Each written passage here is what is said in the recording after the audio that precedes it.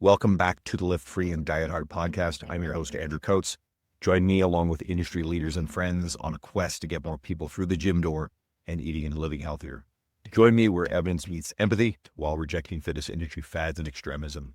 Let's begin. Ella Gilbert, my friend, the queen of men's health. Welcome back. I'm grateful to have you as one of the first guests on a blast of new episodes that I've been doing. So it's been really fun to watch the last couple of years, watch your brand, well, explode. I think the word explode is kind of, accurate because it feels like you're everywhere. You're appearing on big podcasts. I think your message is getting through.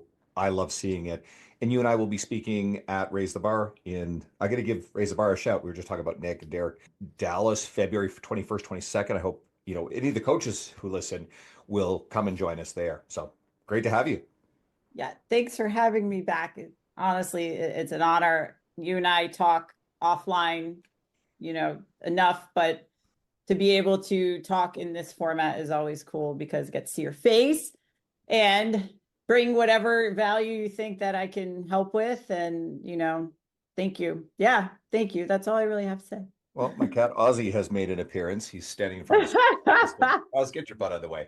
Okay, so let's dive right into it. I am deeply distrustful of mainstream headlines media. I just am, right?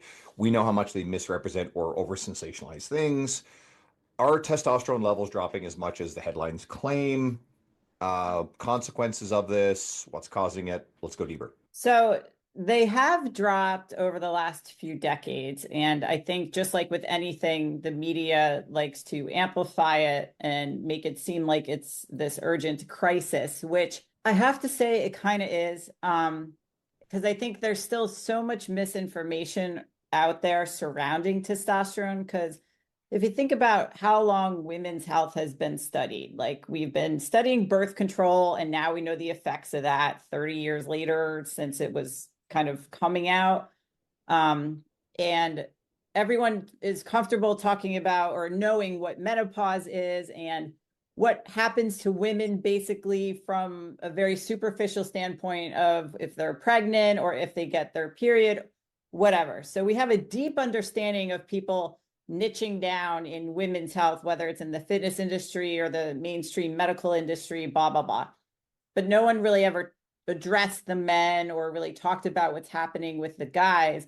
And I think a lot of the men's health issues are now being brought to the surface and being talked about normally, and we're normalizing that discussion. So you're seeing a lot more of it where we kind of seen a lot of stuff about women's health, but now we're kind of, I don't want to say immune to it, but we're used to seeing that all the time. Whereas now, when I talked about testosterone levels lower and lower, 5-10 years ago, it was like, oh shit, what? Like, and now it's like, oh my God, because it's new for so many people. So there are actual studies that have shown the levels declining, and to satisfy these levels declining, at least in the US, the lab ranges on many of the commercial labs have decreased their ranges of testosterone because guys are showing up with lower and lower levels.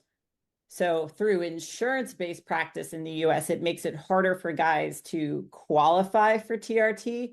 And I think that's also where you've seen the explosion of a lot of TRT clinics, just because the way that they're run, depending on the state, it's very lucrative, but also they're capitalizing on this amplification of guys' test levels dropping significantly, which it is true.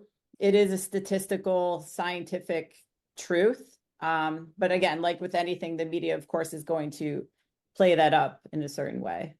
Just to rephrase something you said, testosterone levels are dropping so much that it's become normal. So therefore, normal has been redefined, very much like obesity in our society, right? It's become normalized to your average person is now pretty much overweight at this point.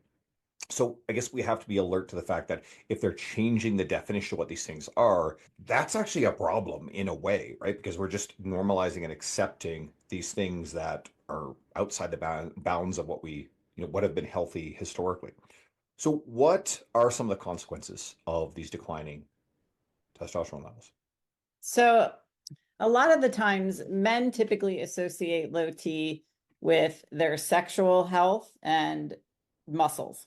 And that's kind of the general association with testosterone being a steroid hormone and how it's classified and all that. And so any time that a guy thinks about testosterone and he has not experienced any sexual dysfunction and maybe he doesn't care about getting jacked or using testosterone to get jacked, he thinks, oh, I'm okay. And a lot of the other symptoms of low testosterone are going ignored, like brain fog being a big driver of that. It is protective against cardiovascular issues, against cancers, against a lot of different diseases, because it is like a life quality hormone. So just like women need progesterone, estrogen, testosterone in order to feel good and operate well from a health standpoint, guys need testosterone. But because it's attached to so many different stigmas, a lot of men just only associate it with getting jacked or, well, everything down there works fine, therefore I don't think I need it. And so if they do experience brain fog or they're lethargic or they just have this overall like apathetic attitude and they're just not motivated to like win at life, then they think they're depressed. And there are a lot of parallels with low T and depression, but more often than not, they'll be prescribed an antidepressant, or because of these new standards of normal for testosterone, they'll be dismissed by a general practitioner and be told that they're normal and that they don't need testosterone. So then they seek out, how can I feel better? How can I have a better quality of life? Must be some other pharmaceutical drug, must be stimulants, alcohol, like something else, which is the coping mechanism to band-aid a lot of what they're struggling with. And those are really the biggest ramifications for not addressing low testosterone, because I've seen guys where if they have some of those symptoms and it's mostly like brain fog and they just don't have that drive, and then they do go on testosterone, they'll say to me, they'll be like, I have more confidence. Like, is that normal? And I'm like, yes. And they're like, I can make decisions like a lot quicker. And my wife even notices. And I'm like, that's called being a man, which also has stigmas attached to it because of our society. But that is what, like, men have evolved to be leaders and to be decisive and to protect and all that stuff. And a lot of those characteristics have been suppressed due to certain social narratives, but also guys don't realize like that's what it feels like to have ample testosterone in your body. Nothing more, nothing less, but they know what it feels like to come from low testosterone. And then once they have where they should be biologically, they're like, oh my gosh, this is amazing. Like I could actually operate as a human again. And it's pretty cool to see. What's causing it? Obesity is one of the issues. So like you said, we're normalizing that. So we've normalized shapes and sizes, and health can come in different shapes and sizes, but your blood work will never lie. So no matter what you look like on the outside, and this goes for guys who are absolutely shredded, like just because someone's shredded, has tons of muscles, like, you know, you and I both know people, they feel horrible. They're not the most healthy people. So guys who are not on testosterone and get exceptionally lean and look ridiculous, they might actually have really low testosterone levels.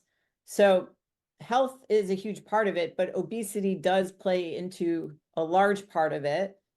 Sedentary lifestyle, you know, when you and I grew up, we did not grow up on screens. We were moving around, we were playing outside. So even like social like situations, like we played with friends, you know, kids don't do that. So they don't have the capability to like act as men, as young men when they're younger. And that compounded with obviously food quality, environmental toxins, and all that stuff, that is going to drive this crisis that we're going through with low testosterone, because we're now normalizing low testosterone. Therefore, there's no dire need to change anything, which is really the root cause of changing somebody's behavior. And we all come back to the same stuff of like, get sunlight, go to sleep, exercise, watch what you eat. But it's so boring and you can't market that anymore that no one really wants to address it. But that really is the biggest root cause for this. Environmental toxins, because you and I come from a world when we hear the word toxins, we also know that like grifters and influencers are pushing bullshit. We'll use nebulous words like toxins as like define the toxin. So I'm assuming one of the big ones is our exposure to plastics. So Yeah. talk about that and what other environmental toxins or pollutants are affecting this. And I used to like totally hate that word. I'd be like, toxins, like what does that even mean? Like it releases toxins from your body. Like, what the fuck? Like, what does that mean? So when I say environmental toxins, I talk about endocrine disrupting chemicals. So our endocrine system is responsible for producing most of our sex hormones. So if that system has an influx of hormones that are not real but are acting like hormones, it obviously messes everything up. And that can come in the form of plastic. So back when it was cool to microwave your Tupperware in plastic because we didn't know any better, now we know better, where those plastics contain fake estrogens called xenoestrogens that are way more powerful than the real thing. So that entering somebody's body is going to mess with the hormones that they already produce. But now we realize they're in everything. So we can't really escape it. Like the minute when someone's born and they get put on plastic tubing, like you just can't really control that. So we're always exposed to it. And people can go deep down a rabbit hole where, EMFs, which are produced through our phones and Wi-Fi and all that stuff, like you can eliminate that from your house or your room, but it's kind of not realistic for how we live nowadays. Flame retardants, certain things produced in the carpets, this detergent, laundry detergent, like all the household products, cleaning products, like there's so many things that contain all these fake hormones that it's overwhelming, and we really can't fight that, but we can do the best we can. And this always comes up where guys are like, just tell me what to do because you're a man. You guys do well with structure. Like, just tell me what to do and I'll do it. Okay. So if we had to focus on anything, if you're still using plastic Tupperware, switch it out for glass. And same with your drinking water. Like if you're using plastic water bottles, I mean, we can't avoid that if we're traveling or whatever. Like I do that too. But having something that is glass or stainless steel is going to be much better for you.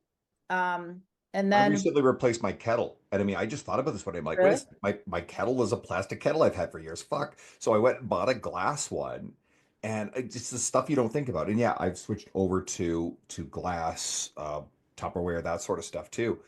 It's like, wow, years of accumulation of this stuff. What's the weird one? You see this Muppet, I'll even call him out, Paul Saladino, the one of the carnivore doc or whatever, who is, to the best of our knowledge, not related to our good friend Don Saladino, who's amazing. yeah, No, poor Don. This Muppet running around shares your last name. But I anyway, so know. I've seen Paul and other people talk about like, don't touch receipts. Like, does shit like that matter, or is that sensational nonsense? So funny story, because I'm a very transparent person. I'll always admit, yeah, I was kind of wrong. So early on, when I would talk about low T, I would talk about almost like 10 different endocrine disrupting chemicals. And then I realized people were like, what in the hell? Like marijuana, lavender, like, to an extent, some of these things can suppress testosterone. But one of the things was receipts. And the picture I always used was a guy using the CVS receipt, which is like 6 feet long, as a scarf. And I would tell people, like, there's BPA on those receipts because they come out like hot and wet from the machine and they hand it to you.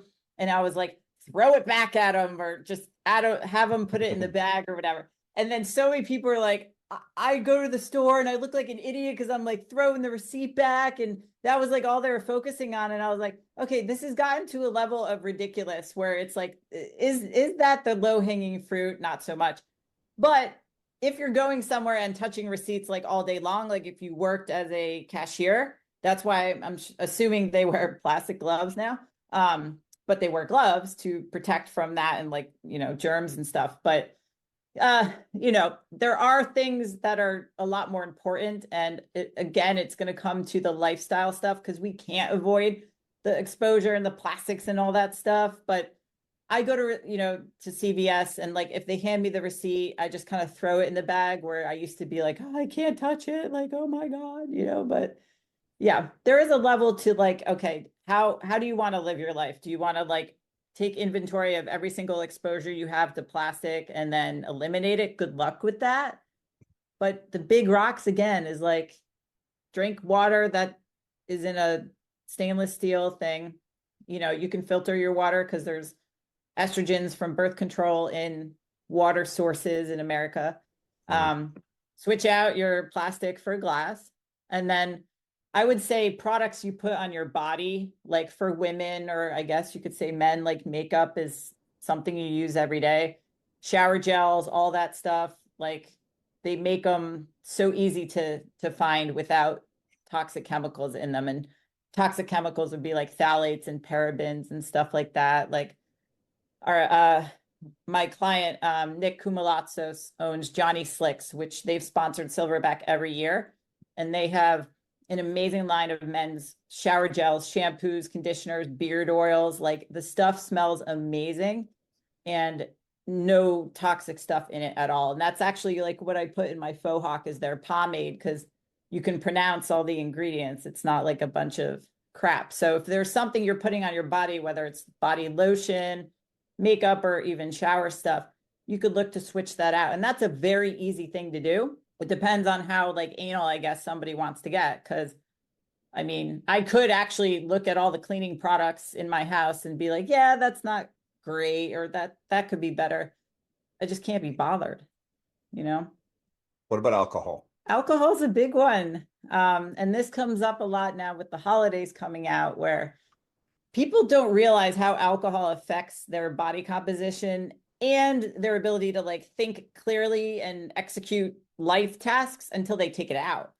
And a big thing with men is they have this thing that my friend Dave Lee's termed like social alcoholism, where it's not the binge drinking that we did at the nightclubs in our 20s every weekend. It's the 1 or 2 drinks multiple days a week that can turn into 3 to 5 that they don't think is a bender, but that does add up, because you and I both know that completely wrecks your sleep. Sometimes it takes a wearable like Oura Ring to see, oh yeah, you suck at sleeping. And this is why, because you're waking up at 3 a.m. because you drink, because you think it helps you sleep, but it actually helps you pass out. But it also has a suppressive effect on fat burning, because when you drink alcohol, your body's like, oh my gosh, this is a bad substance, but it's very quick energy, but I have to metabolize it right away because I have to get it out of the body. So if you eat anything with it, it's like, oh yeah, you are going to stay over here and I'm going to store you because I need to get rid of this energy really quick. And that's how fat accumulation can happen. Plus the inflammation and all that stuff. Like I'm sure you've seen like some of your clients when they just don't drink for a while, they're like, I feel better. I look better. You take drink, you change nothing else. You get someone resistance training, and then they decide, hey, I want to drink a whole lot less. Magical things happen. I drink substantially less than I did. I used to own a nightclub 20 years ago. Lived pretty wild in that world. And, picture sitting and having drinks and hanging out and partying with Collective Soul in the upstairs room of my bar, 20 years ago, right? Those are pretty wild times. A whole bunch of my like ex NHL buddies would like hang out in the bar all the time. Hockey players, they're crazy Cool. fun. Yeah, you can't really like say no, but But now, unless you're doing that. even like, casual drinking, one of my best friends built me a bar a couple of years ago. This is gorgeous. He does incredible tile work. He's a craftsman, great vision for the stuff. Put in bookshelves, and I've got my vinyl records up there and books and what have you. The place looks great, and he's the one who recently put turf and redid my basement gym, which looks great. But this bar, and I have this massive pile of booze because people keep giving me booze and I barely drink any anymore. And if I have friends over, they bring their like little 4-pack of craft beers and drink it. Right? I'm like, no, drink my shit. So I just drink so little. And then when I travel, I have certain rules. Like, for example, I can't imagine why people drink on planes. You feel terrible. Plus, I don't want to get up and pee more often on planes. Forget that shit. I actually avoid drinking at concerts. I don't want to miss any of the concert either. So, and if I'm going, I've got a couple of right before I will see you at Raise the Bar. I'm bouncing off Columbus, Ohio, and we're not going to say names because I never say things, but I'm going to be recording in person a pretty big podcast that is filmed in Columbus. I'm pretty sure you know what I'm talking about. Yeah. But the night before that, I have to go to a concert to see Filter, and I've been a big fan of Filter for 30 years. And I actually talked with Richard Patrick, the lead singer, on Instagram. And because I was able to orchestrate it all to get down there to see this concert, I'll go and I'm going to go hang out VIP with him so I'll get to meet him. and then watch them play, and I have an early morning to get ready for this. I don't want to be drunk or like not slept well for this podcast appearance. It's kind of a big deal. So for me, alcohol is easy to say no to now. Whereas I remember, God, like 2 decades ago, I would think of it as, I remember my uncle who dealt with alcoholism and has gone to AA for years. He would talk about it as rocket fuel. And it's like, oh yeah. And I remember in social situations when I moved to this city 18 years ago, I was like, if I went out to a concert in a social setting, I needed alcohol to function. And so it's a very dramatic change. I mean, it's a long change. And I've had a great relationship with it for a long time, but even still, it's not something I'm interested in doing anymore. Yeah, it does take away. So like I think the last time I drank, I had one vodka at after Silverback when we were all just hanging out in the lobby, and I was like, I'm literally drinking this to stay awake so I can talk to everybody because I was so tired from, you know what it's like. And 3 days after an event, I was like, I literally need this to just be able to like eloquently speak.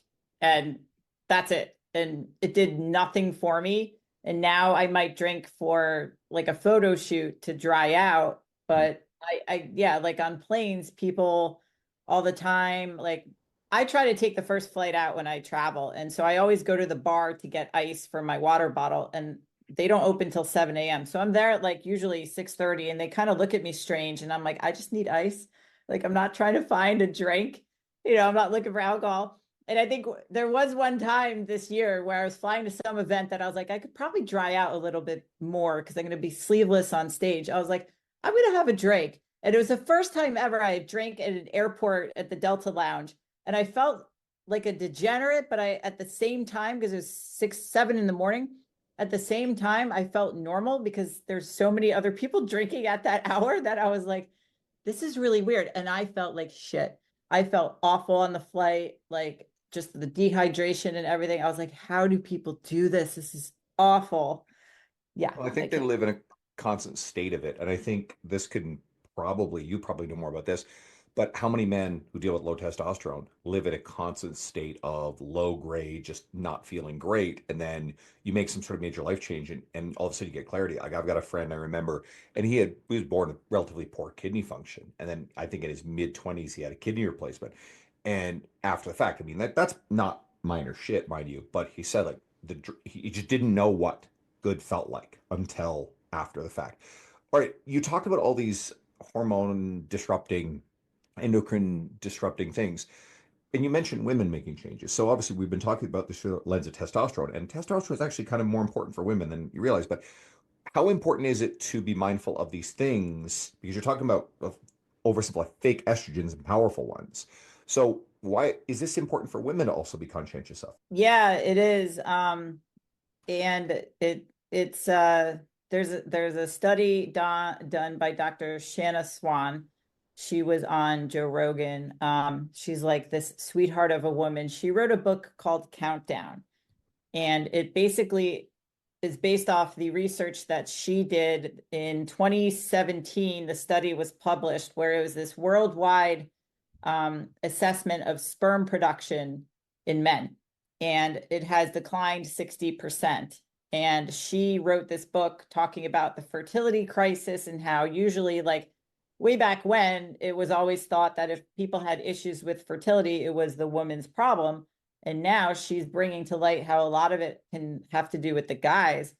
And if you think about it, pretty much everyone knows somebody who's gone through IVF to be able to conceive. And there's a reason for that. And what was wild about this book, like you read this book or any podcast she's done or anything, and you think like, how is this even possible?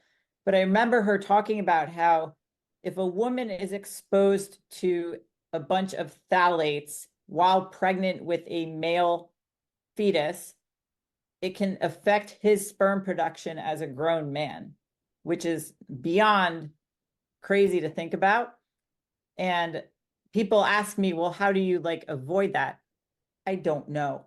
I don't know the answer to that because I also don't study pregnancy and pregnant women because that's not my thing. But the fact that that can happen, I was like, oh my gosh. And she talks about the anogenital distance, which is a distance between the anus and the scrotum, how that is decreasing.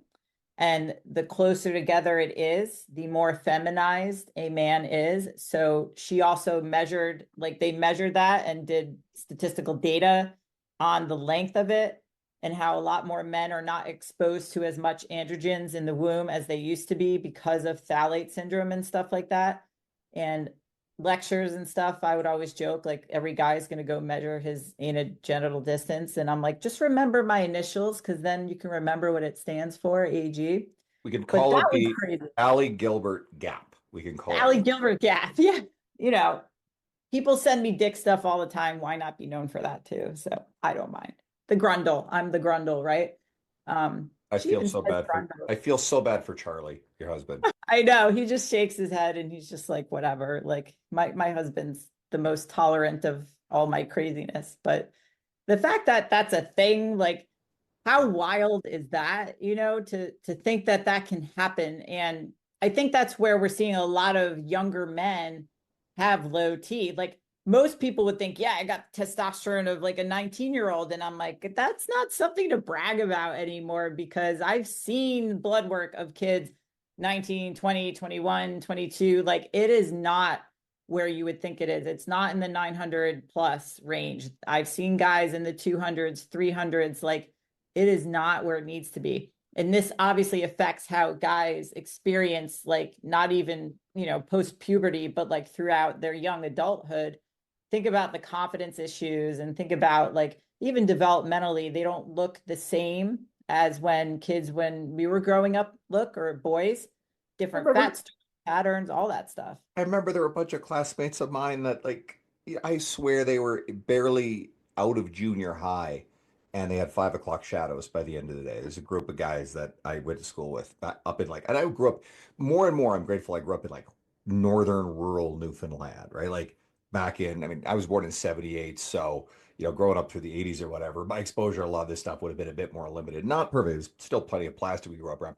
Okay. So you talked about effects on women through the lens of like reproduction. But is there anything else like for just women's health day to day that this stuff can also have a negative impact, exposure to plastics and everything else? I want to say it has to do with the contribution of the rise of PCOS in women. Okay. Now, instead of boys having 5 o'clock shadows, women would actually have that because that's like an overproduction of testosterone. And I'm not entirely sure, like, is that something that is hereditary, or is that something brought on by the exposure to these hormones? I don't know. Also, part of it with birth control, like, you know, birth control, now that more women are coming off of it or foregoing it, that does suppress testosterone. And then it's very hard to rectify hormonal balance coming off of that. But I have not studied the effect on women to the extent that I would feel credible to give more of an Fair. explanation. Good. Yeah. I wanted to give some of the women listening too, but you know, obviously, Sorry. no, hey, that's great. I mean, like, hey, you're the queen of men's health. And but Yeah. even if it gets women thinking and going and looking further into these things and the implications for them. Okay, so hormone replacement therapy, and particularly from the side of men, not perimenopausal, postmenopausal women's HRT, but obviously there's traditionally a bit of a stigma against it. Uh, do you think that most men would benefit, especially through the lens of declining testosterone rates in our society? And what are the benefits? I have made reels saying I feel guys will end up on it inevitably, which is a strong statement to make, which obviously brings a lot of the heat that I get online because I can just breathe on camera and people come at me. So no matter what I say, they're going to take it a certain way. But having seen like thousands of blood work and consults and all this stuff throughout the years, I do feel quite strongly that unless a guy is like completely dialed in with everything lifestyle related, it's very rare to see somebody with optimal testosterone levels, which would be like above 600 and an optimal free level, who is like, I feel amazing, everything is great. It's very rare. So I think we are in this war against obviously all the chemical stuff, but I've seen over and over again where, you know, we do get clients, like it's not something someone has to go on when they come and work with us. Like we have guys who are like, I want to do everything I can to not go on it until I absolutely have to, which I think every man should. Like, absolutely dial in your entire life, because it's not just testosterone that men have. Like, they do have other hormones that they have to address, like thyroid, pregnenolone, DHEA, like all those things. So assessing blood work is one piece of it, and then finding, okay, what is driving this? Are they alcohol? Like, are they drinking alcohol? Do they not sleep? Are they under a tremendous amount of stress, which a lot of guys are? A lot of guys internalize and then want to problem solve, but they don't actually talk about it. And so that will also drive the stress response. And then having less social interactions, sunlight, exercise, all that stuff compounds on top of that. So you see, because of the reasons we talked about before, guys showing up with lower and lower levels, even if they do dial all of that in, you may not see this crazy jump to optimal levels from all that. So it usually gets to the point where it's like, we've tried everything. They still are symptomatic, which meaning, they feel exhausted, like no matter what they do in the gym. And I hate saying they don't gain muscle in the gym, because I don't like people saying, oh, if I take testosterone, I'll get jacked. But it's more like, these are guys that train hard, that eat enough to support the training, and still like nothing is moving the needle. But it's also the mental clarity and just wanting to show up. I want to show up as the best husband, as the best father, as the best employee, CEO, whatever it is. And they just don't have that in them anymore.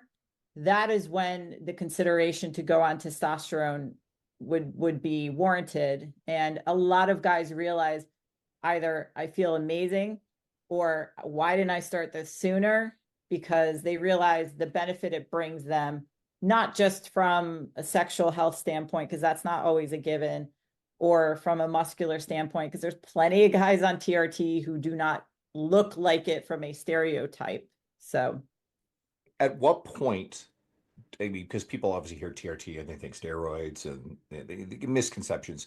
I mean, is the goal of TRT to stay within traditionally normal levels, or can that mean super normal levels? And at what point can you go into super normal levels where it has some potential side effects and negatives? So TRT would be defined as basically putting a man where he should already be biologically producing testosterone. So the typical range in the US for testosterone is around like it's dropped down to like 180 to like 600 to 800 at the top. Can you explain also like the difference between the way it's measured? Because there's like saliva, serum, blood. Like, can you quickly touch on it? The most accurate way to measure it is through blood. Saliva, you're gonna get way off measurements. I don't do it. The only thing that saliva is very accurate for is cortisol, if you're going to do like 4 times throughout the day. Urine is like, you get metabolites, but you still aren't getting the full picture. So serum labs are always going to be the gold standard. Okay. So in the US, we use nanograms per deciliter. I think parts of Canada uses that, otherwise nanomoles or picograms, and this is more Europeans and Australians. But in the US, we use nanograms. And with that range being reduced and so wide, you have somebody who's 27 years old and comes in at 220. If they go through insurance-based care, they can be told, you're normal, there's nothing that we can do. Yet they're highly symptomatic, they feel horrible, all this stuff. Or if you have someone who comes in at, 400, 500, which would seem high in those range, then it's a definite, like, no, now you're seeking steroids. And the difference between going on steroids and TRT is the dosage. So TRT therapeutic dosing is really between, like, on the low end, some guys are like 120 milligrams a week. On the high end would be 300. Very rare do you see guys who are at 300. And the reason they're there is because that's what they need to feel their best. And 300 does not bring somebody to like a 2000 level testosterone. 300 for one guy might only bring them to like 1200, but then 200 might bring a guy to like 1500. So it's very different how guys respond to it. But the best dose for a guy is the one that resolves the symptoms that he's dealing with, and that does not negatively impact anything else in his life. And it's very weird because, like, you know, dealing with insurance-based practice, you're never going to be able to get what you need because they force you to test under 300 twice in a row to qualify. No man should have to qualify based on this arbitrary range. So going through, like, I work with Merrick Health, who's a telehealth clinic who literally only focuses on hormone optimization. Their range starts at 600 and goes to 1400. Whereas a lot of conventional medicine, if you go over 1,000, somehow they think that's bad. The dose has to be lowered, blah, blah, blah. And then I have guys who are like, yeah, my dose went down and now I'm on 100 milligrams or less a week, and they feel awful. So it is very contextual and different for each guy, how healthy he is, what he's dealing with. Like, the healthier a man is, the better experience he's going to have on TRT. The more unhealthy he is, and the more he thinks it's going to solve all his problems and be this panacea, the less fun it's going to be going on. But it can really help a lot of issues that he's dealing with that we covered earlier. But as far as starting dosage, it's always best to start low and titrate up if you have to. But some people are like, oh, I take like 500 milligrams of test. That would be considered steroid dosing. And yes, 500 would probably catapult someone into the 2,000 to 3,000 range where they probably don't need to live. Fascinating stuff. All right. One of the other things that's kind of interesting, a little bit of a pivot into something personal. Right? Anybody who follows your media, which I kind of hope they will, you are a woman walking around with abs most of the time, right? And you alluded earlier, like, you know, doing things to like look a little bit more cut. What does that take? What are the trade-offs, lifestyle? What goes into being that lean as a woman, especially? I'm a chronic undereater, so I'm sure that comes along with it. I used to be able to, like, have an entire birthday cake in my fridge and then just eat it with a fork within like 2 days. Like, I used to be a binger. And for any women listening to this I think will resonate, where the more you deprive yourself of something, the more you're going to want it, obviously. And that goes for anything. Like, if you can't have something, you want it more, whether it's a guy, a girl, whatever. So I did what what most fitness professionals do, but what most women do is over diet for a very long time, try to live on 1,100 calories. And then when you stuck a cake in my face, I would face plant and go through the whole thing. Now I realize that I can actually have what I want when I want and not have to deprive myself, as long as I'm not eating the entire thing. And I don't feel the urge to like eat everything, and I didn't throw up or anything, but it would be bad where I couldn't be in front of stuff because I would just want to eat all of it. So it was a come to Jesus moment where I thought I trained hard. I thought I trained the right way. I thought I was eating enough and doing the right things.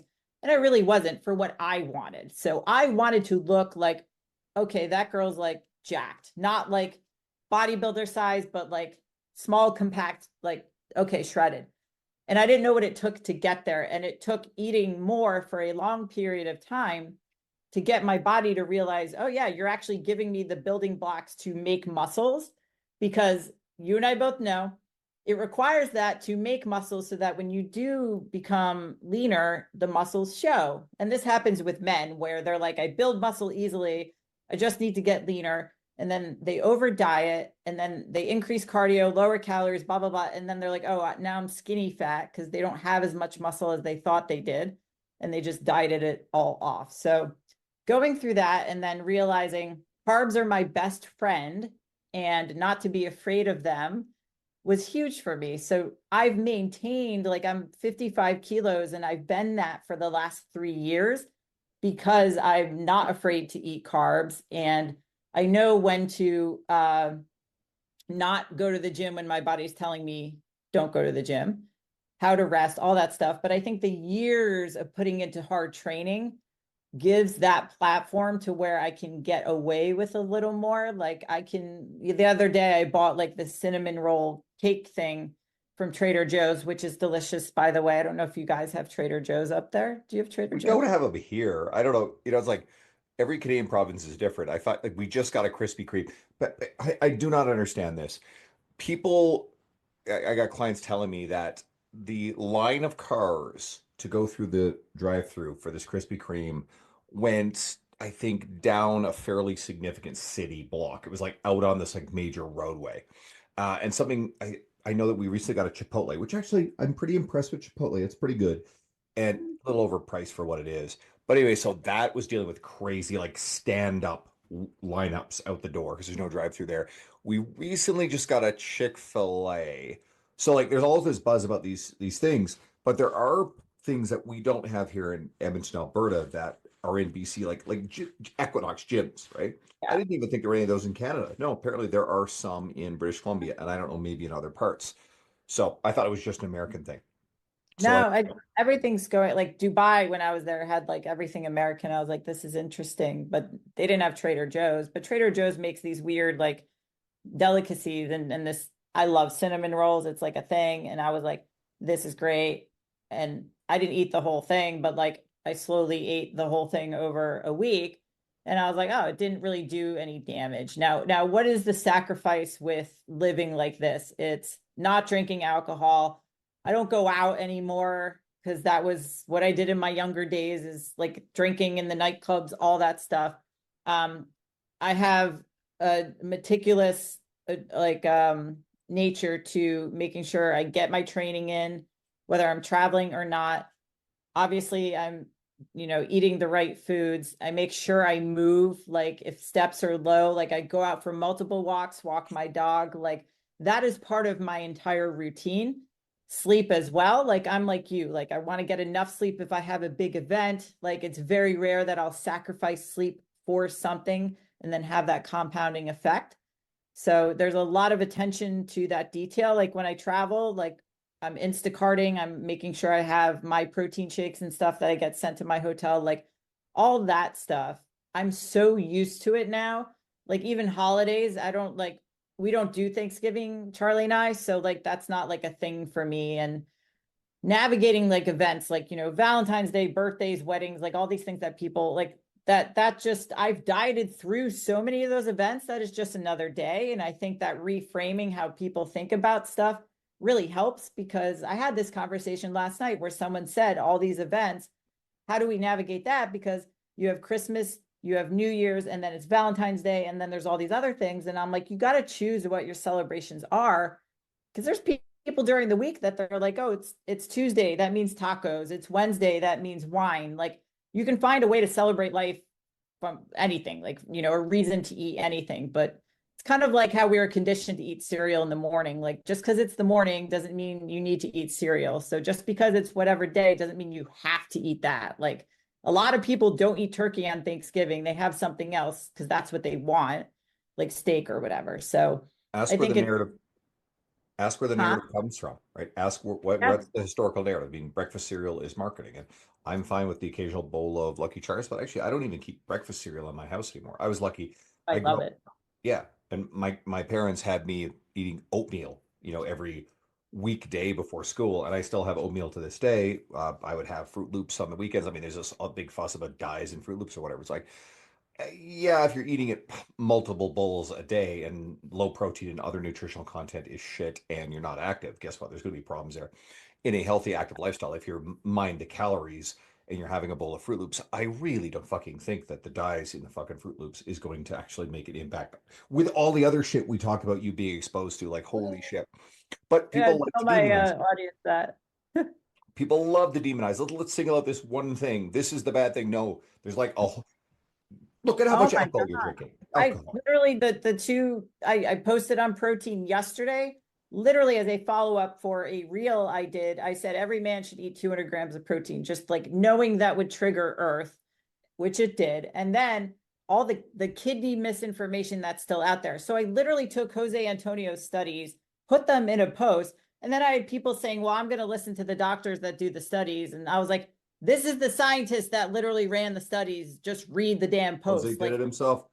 I oh remember my God. they did studies where they had people consuming, was it up to 4 times body weight in grams per day of protein with no 5. negative side. Yeah. There you go to 5. And the only thing that was going on was that people were like begging off because they couldn't fit it all in. It was too hard to eat it all. Yeah. And I like, because he spoke at Perform Better this year, and I asked him, I was like, what was like the biggest like side effect, like, because obviously it's like thermic effect that is causing people losing body fat eating over their maintenance in protein. I was like what did they experience? And he's like, honestly, they were sweating profusely, like they were really hot from eating so much. And I was like, oh God, what a trade-off. And then people are like, well, protein's so bad. Like they're still, I'm just like, oh my God, we've refuted this. But no matter what you say on the internet, someone's going to disagree and be pissed off, and you just have to deal with it. Yep. I could put up a random post about something or other, and then like there's might be one or two comments, people like seed oils, and I'm like, holy shit, no, I'm not touching that with a 10-foot pole. We're not going there. Take a look at the inventory of everything. Start with your booze, your plastic exposure. Those are things you can do a lot to combat all this stuff. If you're interested in more, Allie, where do they find you on your social media? At the Ali Gilbert, ALI, on Instagram. That's where I spend most of my time. And if someone's like really interested in the deep dive, you're planning your event Silverback Summit again, and you run that in the late fall. Any Yeah. confirmed dates this coming? Well, I mean, it'd be next year, but Next year, yeah, probably November again in the fall, and that is basically in a culmination of all my top TRT experts in the world, fitness, nutrition experts, business, like everything men's health related. We talk about dicks, we talk about testosterone, we talk about working out. Like that would be the event to attend to find out more about that. and you are close with, and you surround yourself with a lot of the leading doctors, physicians, PhDs on this subject matter as well. And you're a great aggregator of this information along with being an expert. So everybody go check out what Ali is doing. And if you are, let's say you're finding this podcast through Ali's media, this is part of and for anybody who's a longtime listener, or even just from my media, this is a emphasis on having a different type of conversation in these podcast episodes than I had for a very long time. This is a 7-year-old podcast. Over 300 episodes are really focused to talk to fitness professionals, coaches, because it was fun. It was fun to have these conversations with people like you. There's an older episode with you, and we talked about that stuff. We didn't talk about the hormone stuff. But going forward, I really want to make sure these conversations are things that are more accessible to the general population, the end user, people like you listening. I know coaches are going to get a ton out of it because this is the same stuff we're talking to our clients about. So you can help me. Please take this. Think of one person who you're like, oh my God, this person I know would love Ali, would love this episode, would love this podcast. Take the link, drop it into a text or a DM and say, hey, please check this out. That would do so much to help me grow this. I really want to make sure this is springboarded. It'll take time, but thank you for being here. I appreciate you listening. And Ali, you're always the best. Thank you. And I will see you in person. Raise the bar. Come hang out with us if you're a coach or even just an enthusiast. Raise the bar, Dallas, February 21st and 22nd. Yep.